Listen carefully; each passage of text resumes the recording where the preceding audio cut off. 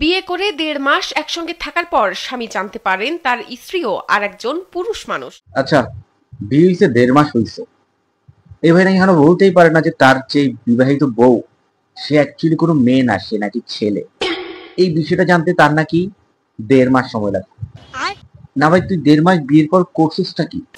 বিয়ে করলো মেয়ে, হয়ে গেল ছেলে। কথা হচ্ছে এ ভাইয়ের যে বউ তার সাথে তার ফেসবুকে পরিচয়, and ফেসবুকে পরিচয়ের একটা পর্যায়ে তাদের মধ্যে প্রেম ভালোবাসা হয়, এবং যেই মেয়েটা, মেয়ে রূপী ছেলেটা তার বাড়িতে এসে অনশন করে তাকে বিয়ে করার জন্য, and তাদের আনুষ্ঠানিকভাবে বিয়েও হয়। বিয়ের পর ১.৫ মাস পর্যন্ত এই ভাই তার বউয়ের কাছাকাছি যেতে চায়, কিন্তু তার কি নানা রকম অসুস্থতার টালবাহানা দেখিয়ে তাকে তার কাছাকাছি ঘেঁষতে দেয় না।